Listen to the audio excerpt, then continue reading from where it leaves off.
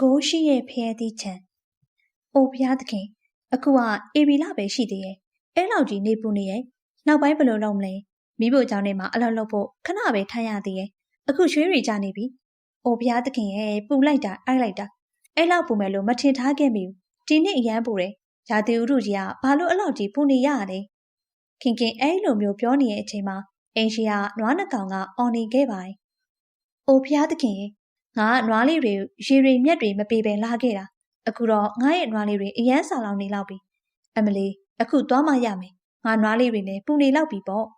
ခင်ခင်အိမ်ရှိကိုရောက်တော့နွားလေးတွေကတော်တော်လေးအားပြတ်နေပါပြီပထမအဆုံးနွားလေးတွေကိုရှီးတိုက်လိုက်ပါပြီးတော့ပုတ်တက်ပေးပြီးမြက်တွေကိုတလဲကြစီကျွေးလိုက်ပါဟီရွာနဲ့မော်တီရဲ့ငါတောင်းမှန်ပါရဲ့ငါကလေးတွေအစာကျွေးဖို့နည်းနည်းတော့ကြာသွားတယ်အဲဒီအတွက်ကြောင့်တောင်းမှန်ပါရဲ့နော်အခုငါကလေဆေးရတော့မှငါလည်းသွားတော့မယ်နော်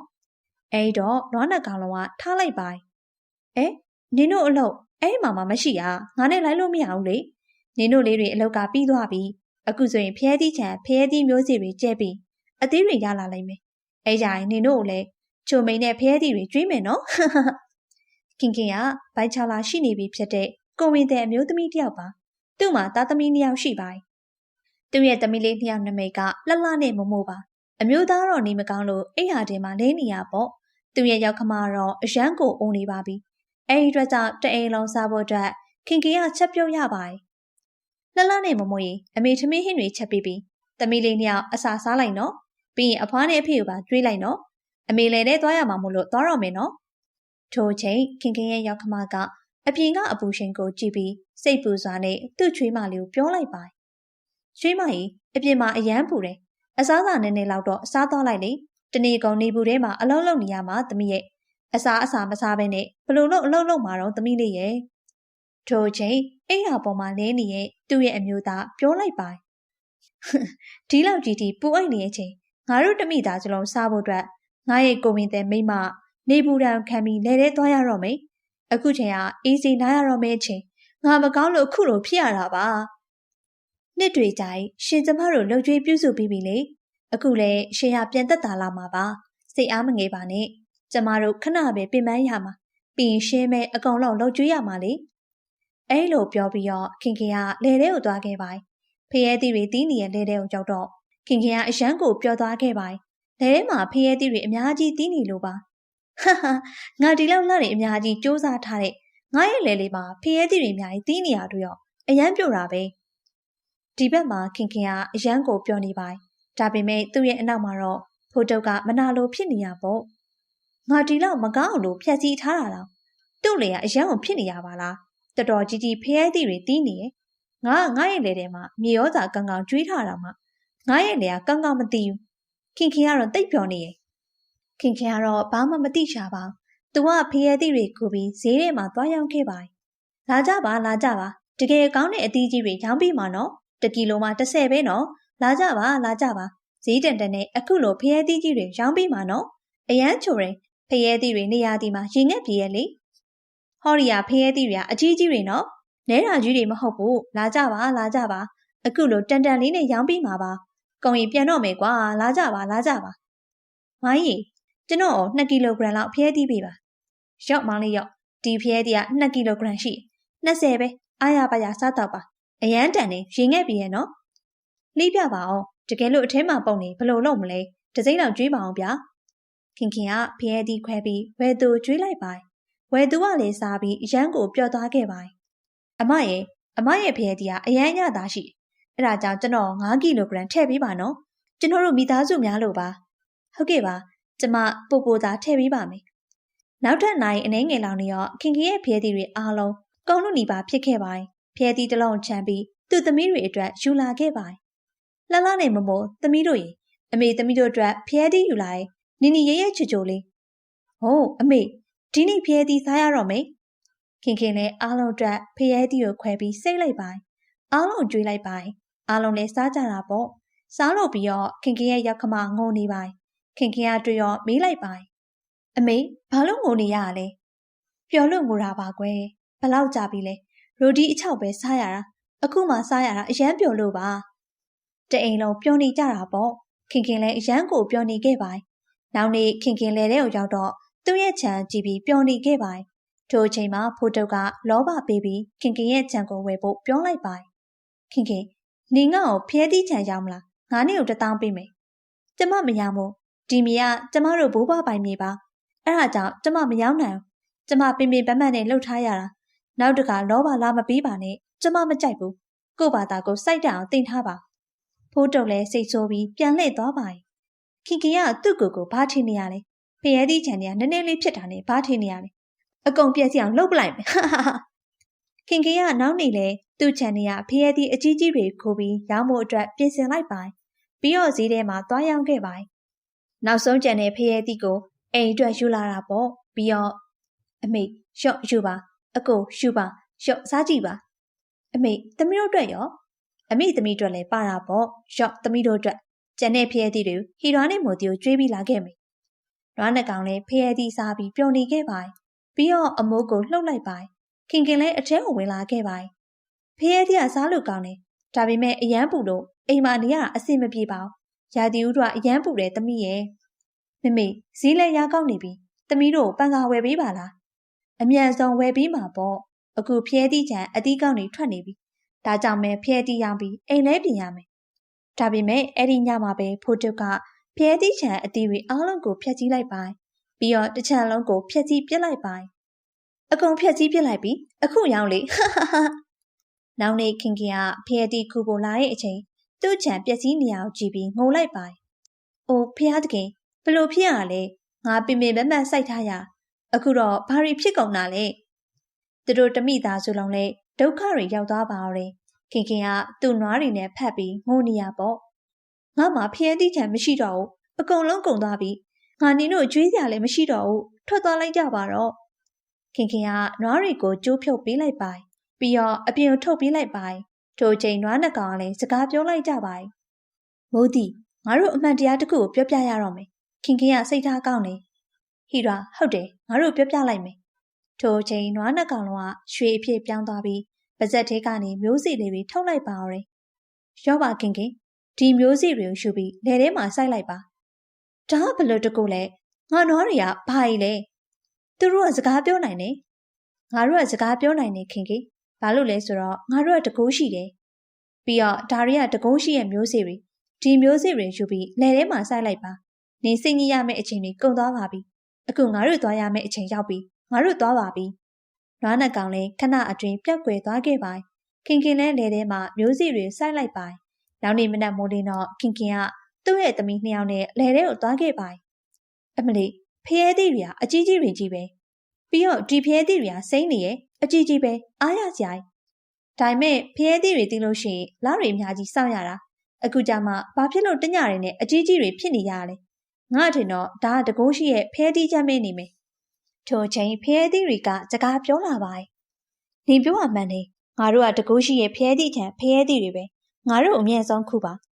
ခင်ခင်လည်းဖျဲသီးတွေခူးလိုက်ပါခင်ခင်ဖျဲသီးတစ်လုံးခူးပြီးသွားရင်အဲ့နေရာမှာနောက်ထပ်ဖျဲသီးအစ်စ်အကြီးကြီးတွေပြန်ဖြစ်လာပါအမလီအံ့ဩဖို့ကောင်းလိုက်တာဖျဲသီးတွေကအကြီးကြီးတွေကြီးပဲပြန်ပြီးပေါက်လာတယ်တစ်စက္ကန့်တောင်မကြောက်ပေါက်လာတာတားမိ3ယောက်လုံးလည်းဖျဲသီးတွေခူးပြီးဈေးထဲမှာသွားရောင်းခဲ့ပါလာကြပါလာကြပါအခုလိုကောင်းတဲ့အသီးကြီးတွေရောင်းပေးမှာနော်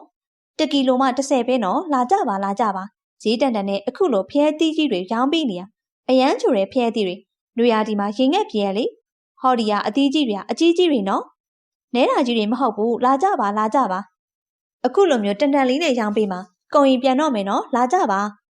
လာကြပါလာကြပါအခုလိုကောင်းတဲ့အသီးကြီးတွေရောင်းပေးမှာ1ကီလိုမှ30ပဲနော်လာကြပါလာကြပါဈေးတန်တန်နဲ့အခုလိုဖျဲသီးကြီးတွေရောင်းပေးနေရနော်အရန်ချိုတဲ့ဖျဲသီးတွေလူရာဒီမှာရင်ငက်ပြေတယ်ဟော်ဒီယာအသီးကြီးတွေကအကြီးကြီးတွေနော်နဲတာကြီးတွေမဟုတ်ဘူးလာကြပါလာကြပါအခုလိုတန်တန်လေးနဲ့ရောင်းပေးမှာကုန်ရင်ပြန်တော့မယ်ကွာလာကြပါ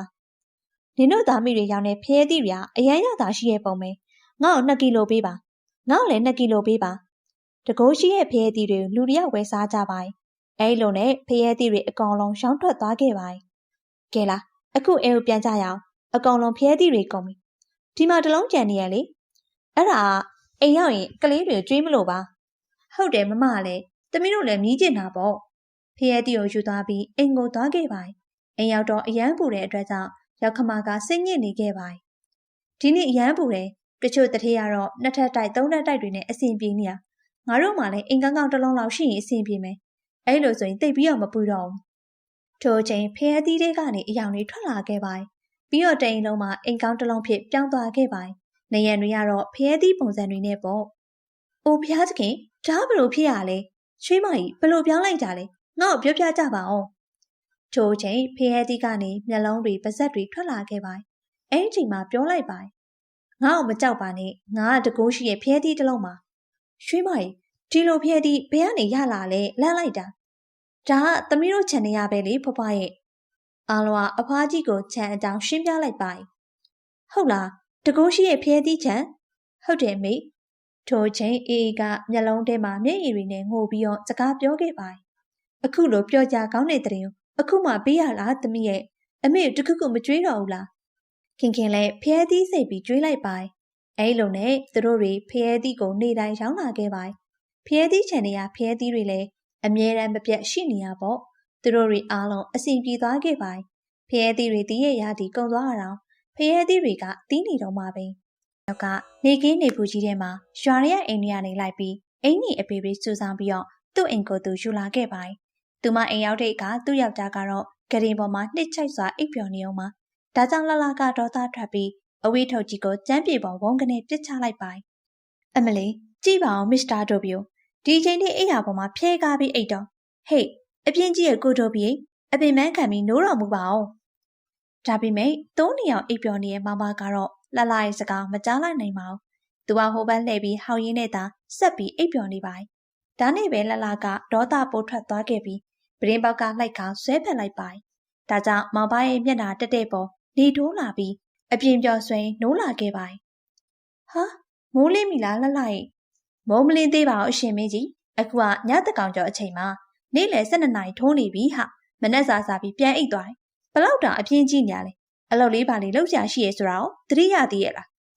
အလောက်ကတက်တက်လုံးလောက်ရအောင်မှာပါပဲမိမရဲ့ပြီးတော့ဘာလို့ကို့ဒီလောက်တောင်အော်နေရရလဲကိုကမင်းရဲ့ယောက်ျားပါတခါတလေလေးရောကို့စကားချွတ်ချွတ်တသားလေးပြောပြပါအောင်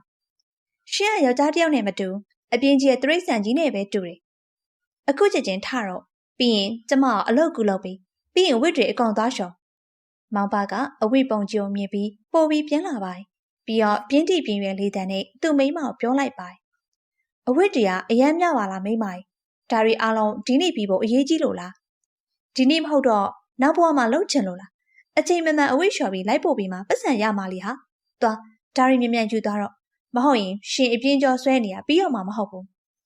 းအေးမသွားတော့မယ်ပြီးတော့မောင်ပါကလေချုံလိုက်တာနဲ့သူ့ရဲ့မီးလေးကအိမ်ထဲကိုခေါင်းလောင်းတန်လေးတချင်ချင်နဲ့ဝင်လာပါပြီးတော့အဝိထုတ်ကြီးကိုသူ့ရဲ့ကြော်ပေါ်ထမ်းလိုက်ပါဒါတို့တွေ့ရောလှလှကမျက်နှာရှုံးမဲ့ပြီးမေးလိုက်ပါသူများတွေကခွေးတွေကြောင်တွေနွားတွေကျွဲတွေမွေးရရှင်ကဒီမီးကိုမွေးထားဘာလို့လဲဆိုတာကျမတကယ်နားမလည်နိုင်ဘူးဘာလို့လဲဆိုတော့သူကကို့လုပ်တွေကုလုပ်ပေးနိုင်တယ်လေဒါဆိုကိုမြမြနားလို့ရပေါ့ရှင်ပြင်းရင်နဲ့ဖျင်းသွားလိမ့်မယ်ဆိုတာဘာလို့နားမလည်နိုင်တာလဲတော်ပါတော့မင်းတရားချတာနားထောင်နေရင်အလုပ်တွေနောက်ကျကုန်လိမ့်မယ်ဒါတွေအချိန်မီလျှော်မရမယ်အမလီမသိရင်ကျမအရှင်ကိုတားတာကြနေရပဲသွားလေကျမရှင်းလက်ကိုဆွဲထားတာမှမဟုတ်တာမောင်ဘသူ့မြီးလေးနဲ့အတူထွက်သွားပါမောင်ဘပြင်းပြင်းရင်နဲ့နေနေလမ်းလျှောက်နေတဲ့အချိန်သူ့မြီးလေးလူကတော့မြန်မြန်ဆန်ဆန်နဲ့ရှောက်သွားပြီးမျက်နှာကိုအဝတ်တွေပို့လိုက်ပါမောင်ဘအပြင်တော့ရောက်တာနဲ့အပင်တပင်ရဲ့အောက်ခြေမှာထိုင်ချလိုက်ပြီးဟောဟဲဟဲနဲ့ပြောလိုက်ပါအေးကနေမြေတီလမ်းလျှောက်လာရလို့ငါပင်ပန်းနေပြီအရင်ဆုံးခဏလောက်နားလိုက်အောင်မေးပြီးမှအဝတ်လျှော်တော့မေးငပြင်းကြီးမောင်ပါကတော့ဒီလိုပြောပြီးအိတ်လိုက်ပါသူ့ရဲ့မိလေးလာလူကတော့အဝိထုတ်ကြီးကိုပါးစပ်နဲ့ကိုက်ပြီးရေထဲကိုယူသွားလိုက်ပါပြီးတော့ခြေထောက်တွေနဲ့အဝိလျှော်ပြီးပါးစပ်နဲ့ပြန်ကိုက်ပြီးလှမ်းလိုက်ပါခဏနေတော့လူတယောက်ရောက်လာပြီးလမ်းထိုင်အဝိတွေခိုးဖို့ကြိုးစားပါအောင်ဒါပေမဲ့လာလူကသူ့ကိုကန်ပြီးမောင်းထုတ်လိုက်ပါမောင်ပါနိုးလာတဲ့အခါအဝိတွေအားလုံးလျှော်ပြီးသားဖြစ်နေရကိုတွေ့ပြီးအယမ်းပျော်သွားပါဟာကောင်းလိုက်တာအမြဲတမ်းငါဒီလိုပဲအိတ်နေရပြီအလုပ်တွေအားလုံးပြီးသွားအရန်ကောက်ပါပဲအဲ့ဒီချိန်လာလူကသူ့နောက်သွားပြီးအော်နေပါအောင်နေပါပြစ်ပြန်လာလဲလာလူရဲ့ဘာလဲဗိုက်စာနေပြီလားအကြိုက်အိတ်လိုက်တော့ငါလည်းဗိုက်စာလာတလို့ပဲအဝိတွေ6သားဆောင်ရင်နဲ့နေကိုကွင်းနဲ့လိုက်ပို့ပေးမယ်မောင်ပါကသူ့မိကိုမျက်စားရအောင်ကွင်းနဲ့လွတ်ထားလိုက်ပြီး သူလည်းဂျလေးပီတွေသွားဝယ်စားလိုက်ပိုင်မောင်ဘရဲ့မိလေးလာလူကအရန်ကိုလဲပိုင်ဒါပေမဲ့မောင်ဘကအခုထိသူ့ရဲ့တန်ဖိုးကိုနားမလည်သေးပါလာလူကအမြဲတမ်းမောင်ဘအစားသူပဲအဝတ်တွေလျှော်ပေးလေးရှိရဲ့အပြင်ပိုင်ရှင်တွေရဲ့အိမ်ကိုလည်းလိုက်ပို့ပေးလေးရှိပိုင်ဒါပေမဲ့တနေ့မှာတော့လာလူကအရန်ကိုဖျားနေခဲ့ပိုင်သူကထတာမထကျင်ခဲ့ပါဟဲလာလူမိဘာဖြစ်တာလဲထလေကွာအဝတ်တွေတဲရအောင်မေအမလီလာလူနေမကောင်းတာမတွေ့ဘူးလားသူတော်တော်အားနေရဲ့ပေါ့မေသူ့ကိုလည်းနားခိုက်မအောင်ဒီနေ့ရှင်မဲ့အဝတ်တွေတဲသွားလိုက်တော့ဘလို့ရီတောင်လဲမိရနားနေပြီသူ့တခင်ကပစ္စည်းတဲရမယ်တဲ့ဒီလောက်အလေးကြီးကိုဘလို့တဲရမှာလဲမိမရဲ့ရှင်လူရဟုတ်ရဲ့လားထမင်းစားကနေရောကိုဒီလောက်အများကြီးဘလို့ကောင်းအောင်စားနိုင်မှလဲမိမရဲ့လို့တော့ဘယ်တော့မှမမေးအလုံးချိန်ကြတော့လေဒါမျိုးမေးကိုနေလာမမေးနဲ့လေဒုက္ခပါပဲအေးသွားမယ်ဟုတ်ပြီလားဒါပေမဲ့အဝတ်တွေမိဖို့တိုက်ပြီးပိုင်ရှင်အိမ်လိုက်ပို့ပေးရမယ်အလုပ်တော့မေးမယ်လို့အရင်အဝတ်တွေသွားလျှော်လိုက်ပါအောင်ပြီးမှကြံတာဆက်ပြောမောင်ဘကအဝတ်တွေအထုပ်လိုက်သေးပြီးမျက်နှာကိုသွားလိုက်ပြီးအဝတ်တွေစလျှော်ခဲ့ပါဒါပေမဲ့သူ့ပြီးစားကြောင့်အလုပ်တဝက်ပဲလုပ်ပြီးပြင်းလာလို့သွားအိတ်လိုက်ပါခဏနေရောတခိုးရောက်လာပြီးဈေးကြီးရဲ့အဝတ်တွေပဲရွေးပြီးတော့ခိုးတော့ပါနေ့လေကနေညနေဆောင်အချိန်ကိုရောက်လာပါပြီမောင်ဘအခုထိအိမ်ပြန်မရောက်သေးတဲ့အတွက်ကြောင့်လလာကအရန်ကိုစိုးရိမ်နေပါတော်တော်နောက်ကျနေပြီဒီနေ့သူအခုထိပြန်မရောက်သေးဘူးခဏနေအထယ်တွေပြန်ပို့ရမယ့်အချိန်ရောက်ပြီးငါပဲသွားကြည့်ရတော့မယ်နဲ့တူတယ်လလာစိတ်ညစ်နေအောင်တွေ့ပြီးညီရလေသူ့နောက်ကနေလိုက်သွားလိုက်ပါလလာမျက်နှာကိုရောက်တဲ့အခါတွေ့လိုက်ရတာကအဝတ်တွေကရေထဲကျနေပြီးမောင်ဘကတော့တစ်ပင်ချင်းရင်လေးမှာစိန်နဲ့အိတ်နေပါဒါကြောင့်လလာဒေါသထွက်ပြီးရေတစ်ခွက်ခတ်ပြီးမောင်ဘရဲ့မျက်နှာပေါ်ပတ်လိုက်ပါမောင်ဘလည်းချက်ချင်းလက်နိုးလာပြီးဟဲရုတ်တရက်ကြီးမိုးရီဘလို့ရွာလာလဲမိုးမဟုတ်ဘူးရှင့်ရဲ့အပြင်းကြီးရဲ့ယောဂါလေးတရားလွန်နေပြီအဝိလာလျှော်လာအိတ်တာလားဩဟုတ်အဲ့ဒါဒီလိုလေအဝိလျှော်ရင်နဲ့အိတ်ငိုက်လာလို့ပါမိမရဲ့ဖះကြီးကျမဘလို့လို့ဒီလောက်အပြင်းကြီးရဲ့တော်ပြီးနဲ့လက်ထက်မိရလဲနေမှန်းမသိညမှန်းမသိဘယ်ချိန်ကြီးအိတ်ဖို့ပဲသိရဲ့အဲ့အချိန်မမြသူတို့အနာကိုရောက်လာပါညီမလေးလလဘာလို့အခုအော်နေရလဲအမရဲ့အဝတ်တွေပြီးပြန်ပြီးလိုက်တော့တော့တခါတည်းမနှက်ဖြန်ကြရင်အမရဲ့အမျိုးသားတခြားမြို့သွားရမှာလေအဲ့ဒါကြောင့်တောင်းမမရဲ့ဒီနေ့အဝတ်တွေမလျှော်ဖြစ်လို့ပါဘာအခုဒီအဝတ်တွေမလျှော်ရသေးဟုတ်လားအဲ့တော့ငါသူ့ကိုညစ်ပတ်နေတဲ့အဝတ်တွေထည့်ပေးရမှာလားထားလိုက်တော့ငါအင်ကြီးတွေပြန်ပေးငါဘာသာငါပဲပြန်လျှော်လိုက်တော့မယ်ဟုတ်ကဲ့အခုပေးပါမယ်လလာကအဝတ်ပုံတွေကနေမမြအင်ကြီးကိုရှာနေပိုင်းသူတို့ရဲ့မိလေးလည်းရှာကူပိုင်းဒါပေမဲ့အဝတ်တွေရှာမတွေ့ရဲ့အတွက်ကြောင့်လလာကအရန်ကိုစိတ်ညစ်သွားပိုင်းဒီမှာရှင်အမမမြရဲ့အဝတ်တွေပဲမှာလဲဘာလို့အဲ့ဒါတွေရှာမတွေ့ရလဲမသိဘူးလေမိမရဲ့ကိုယ့်စီမှာရှိတာအကုန်ပဲဒါပေမဲ့အိတ်ထဲမှာမရှိဘူးလေဘာပြောလဲအဝတ်တွေမရှိတော့ဟုတ်လားငါအထိုင်အဝတ်တွေဘယ်ရောက်သွားလဲအခုခံလိုက်ရများလားဖះရဲ့မနေ့ပြန်ကြရင်ငါယောက်ျားမြို့ပေါ်သွားရမှာဒီနေ့ပဲနင်တို့လင်မအင်ကြီးပြောင်းလောက်လိုက်ကြတာပဲငါသူ့ကိုဘာသွားပြောရတော့မှလဲမမြရဲ့ကျမမှားတာပါကျမကိုခွတ်လွတ်ပါနော်ကျမပြန်ရော်ပေးပါမယ်ရော်တာတော့နင်တို့ပြန်ရော်ပေးရမှာပဲလေနင်တို့အမေကငါအမှားပါဒီနေ့အစားပြီးနင်တို့အင်ကြီးမပြောနဲ့လက်တော့ပွားလေးကမလျှော်ခိုင်းတော့မမြကဒေါသနဲ့အိမ်နေရာကနေထွက်သွားပါပြီးတော့လလကမောင်ဘကိုဒေါသထွက်နေတဲ့မျက်လုံးတွေနဲ့ပြူးကြည့်ပါနည်းနည်းလောက်တော့ရှက်တတ်ပါအောင်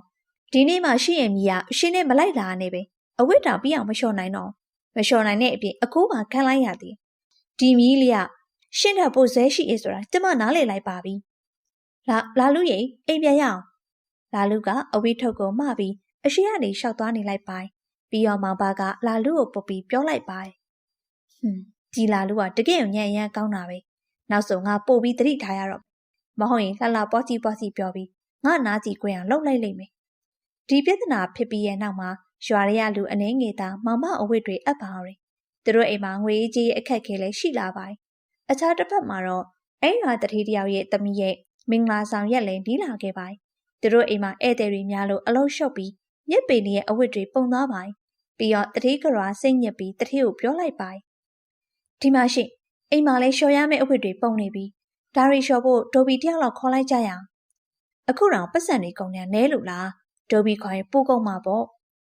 အဲ့တော့ကျမအလုပ်တွေအားလုံးပြစ်ထားလိုက်ပြီးအကုန်လေးအဝတ်တွေထိုင်လျှော်နေရမှာလားရှင်ကတတိဖြစ်ပြီးဘာလို့ဒီလောက်ကစီးနေနေရလဲအခြားအလုပ်တွေအတွက်တော့အလုပ်သမားငှားထားပြီးအဝတ်လျှော်ဖို့အတွက်ကိုဘာလို့ဒီလောက်ကစီးနေနေရလဲအေးပါဒိုဘီခေါ်ဖို့ငါလွတ်လိုက်မယ် တတိယသူ့အလုပ်သမားလွတ်ပြီးဒေါ်ဘီမောင်ဘခေါ်ခိုင်းလိုက်ပါပြီးတော့မောင်ဘလည်းတတိအိမ်ကိုရောက်လာပါတတိဒေါ်ဘီမောင်ဘကိုခေါ်ရဲဆိုဟုတ်တယ်မောင်ဘအိမ်မှာမင်္ဂလာဆောင်ရှိတော့မလျှော်ရသေးတဲ့အဝတ်တွေပုံနေလို့ဒါကြောင့်မင်္ဂလာပွဲမပြီးခင်ထိအပတ်တိုင်းအဝတ်တွေလာယူပါဟုတ်ကဲ့ပါတတိပြောတဲ့အတိုင်းလုပ်ပါမယ်ပြီးတော့မောင်ဘကအဝတ်တွေယူပြီးထုတ်လိုက်ပါပြီးတော့လာလူကရှေ့ကိုတိုးလာတဲ့အခါမောင်ဘသူ့ဘော်အထုပ်တွေတင်ပေးလိုက်ပါမင်းရဲ့မိလျာတော်လိုက်တာနော်သူ့နာမည်ပါတယ်လေဟုတ်တယ်တတိလူတိုင်းသူ့အရန်တော်တယ်လို့ပြောကြတယ်သူ့နာမည်လာလူပါကျွန်တော်အခုသွားတော့မယ်နော်မနေ့ပြန်ကြရင်အဝတ်တွေအားလုံးတိကျလျှော်ပြီးပြန်ယူလာခဲ့ပါမယ်အေးသွားလာအောင်ပြီးတော့အဝတ်တစ်ထဲမှမပြောက်မပြဲစီနဲ့နော်မဟုတ်ရင်ပတ်စံတစ်ပြားမှမပေးဘူးဟုတ်ကဲ့တတိစိတ်မပြတ်စီရပါဘူးမောင်ဘကအခုလိုပြောပြီးတော့မြီးလေးကိုခေါ်ပြီးအိမ်ညာနေထွက်သွားပါတတိစီကနေအလုံးရထားတဲ့အကြောင်းကိုလှလှသိရဲ့အခါအရန်ကိုပျော်ရွှင်သွားပါပြီးတော့မောင်ဘကိုပြောလိုက်ပါဒီမှာရှင်ဖျားသခင်ကျေးဇူးကြောင့်အလုပ်ရဒီတခါတော့တလွဲမဖြစ်စေနဲ့မဟုတ်ရင်ရှင်ရဲ့ငြိမ်းချမ်းမှုပျော်ရွှင်မှုနဲ့အဲ့ရောအကုန်လုံးကျမလူယူလိုက်မှာအေးပါမိမရဲ့ဟုတ်ပါပြီကိုအမားတခုတည်းကိုနှစ်ကြိမ်မလုပ်ပါဘူးတတိယလည်းအဝတ်တွေတစ်ခုခုဖြစ်တာနဲ့ပတ်စံလည်းလုံးဝမပြီးတော့ဘူးလို့ပြောပြီးသားပါဒါဆိုအလုပ်ကိုတတိထားပြီးလုပ်တော့နော်နောက်ပိုင်းဘာပြဿနာမှမဖြစ်စေနဲ့တော့နောက်နေ့ကျတော့မောင်ဘကသူ့မြီးလေးနဲ့အတူညနာအောင်သွားပြီးအဝတ်တွေသွားလျှော်ပါသူ့မြီးလေးကလည်းသူ့ကိုအများကြီးကူညီပေးပါပြီးတော့အဝတ်ရင်ညစ်တဲ့အခါမှာလည်းကူညီပေးပါနှစ်ယောက်ပေါင်းပြီး2 နာရီလောက်အလုပ်ကြိုးစားပြီးတဲ့အခါအဝတ်တွေအားလုံးလျှော်လို့ပြီးသွားပါပြီးတော့အဝတ်တွေကိုလှမ်းလိုက်ပါအဝတ်တွေအများကြီးလုပ်ပြီးရဲ့နောက်မှာတော့မောင်ဘရဲ့အကျင့်တိုင်းခဏလောက်အိတ်လိုက်ပြန်ပါပြီးတော့အိမ်ဒီမှာပဲအဝတ်တစ်ခုကသူတို့စီရောက်လာပြန်ပါပြီးတော့အဝတ်ခိုးဖို့လုပ်နေခဲ့ပါအဲ့ချိန်မှာပဲလာလူကသူ့ပြန်ထားလို့မရအောင်သူ့ကြော်ကန်လိုက်ပါပြီးတော့လာလူကထပ်ပြီးတော့သူ့ကိုကန်ရဲ့အတွက်ကြောင့်သူ့ရဲ့အော်တန်နဲ့မောင်ဘလည်းနိုးသွားပါဖះရဲ့ထပ်ပြီးတော့ပြဿနာမတက်ပါစေနဲ့တော့သူ့ကိုဒီလိုဖြစ်အောင်မင်းလုံးလိုက်တာလားလာလူနေပါအောင်ဟိုအဝတ်တခိုးဆိုတာဒီကောင်နဲ့ပဲတူတယ်တော်လိုက်တာလားလူမောင်ဘကသူ့မြီးလေးရဲ့ကောင်ကိုမြတ်တာအပြည့်ပါလက်လေးနဲ့ဂုံယူစွာပုတ်တက်ပေးလိုက်ပါပြီးတော့သူတို့နှစ်ယောက်လုံးအဝတ်တွေတဲပြီးအိမ်ပြန်သွားပါပြီးတော့လှလှကအဝတ်တွေအားလုံးကိုမီးပူတိုက်ပြီးလာလူရဲ့ကြော်ပေါ်တင်ပေးလိုက်ပါနောက်မောင်ဘနဲ့လာလူတို့လည်းတတိကိုအဝတ်တွေသွားပို့ပေးလိုက်ပါဒါကြောင့်မောင်ဘလည်းသူ့အလုပ်ကြောင့်ပတ်စံရလာပါဒီလိုနဲ့အရန်လေမြီးလေးကြောင့်အပြင်းကြီးရဲ့မောင်ဘရဲ့အလုပ်ဟာပြန်ပြီးတော့အဆင်ပြေသွားခဲ့ပါပြီးတော့တဖြည်းဖြည်းနဲ့မောင်ဘလည်းအပြင်းကြီးရဲ့အကျင့်ကိုဖျောက်လိုက်နိုင်ပါအခုလိုမျိုးစိတ်ဝင်စားစရာပုံမြင်လေးတွေကိုကြည့်ချင်နေဆိုရင်တော့ကျမရဲ့ channel လေးကို like and subscribe လေးလုပ်ထားပေးပါအောင်နော်နောက်ထပ်လည်းစိတ်ဝင်စားစရာကောင်းတဲ့ဗီဒီယိုလေးတွေနဲ့တူပြန်လာခဲ့ပါမယ်အခုတော့နှုတ်ဆက်ခဲ့ပါရှင်